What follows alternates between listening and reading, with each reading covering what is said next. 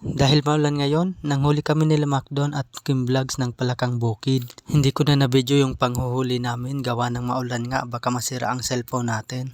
Pasintabi sa mga hindi kumakain nito. At yan ang itsura niya nang malinisan ko. Hindi ko na pinakita kung paano ko siya pinutulan ng ulo. Madami kasi ako sa Facebook nakikitang kumakain nito kaya bigla akong nag-crave. I-prepare ko muna yung mga ilalagay kong pampalasa.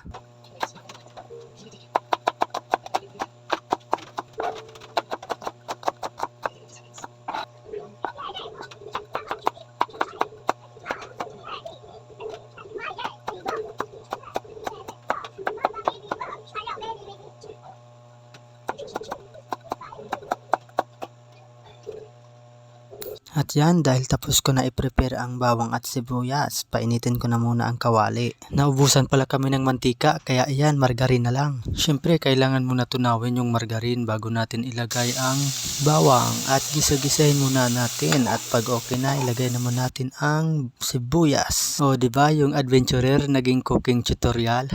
Wala pala yan luya, gawa ng naubusan ng stock. Syempre, pag tapos na gisahin yung bawang at sibuyas, ilagay na natin ang palaka. At konting halo-halo lang. Pag okay na yung laman ng palaka, lagyan na natin yan ng oyster sauce. Isa pa yan sa magpapasarap ng niluluto natin na palaka.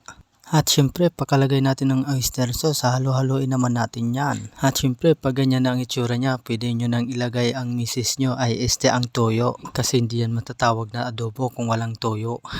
At kaunting halo-halo naman. At sunod naman natin na ilagay ay ang suka. Hindi yan nawawala pag ako ang nagluluto ng adobo. At lalagyan ko yan ng maraming paminta para umanghang. Wala kasi akong nailagay na sili. At aantayin na lang natin yan na manuyot hanggat sa maubos yung sabaw niya. At yan ang finished product niya. O diba, nakakatakam? Kaya kain na na. Ayan, craving satisfied na naman ang paring Sai. Kain tayo mga idol at pasintabi sa mga hindi kumakain ng palaka. Sana mag-okay ng panahon para makapag night herping naman tayo.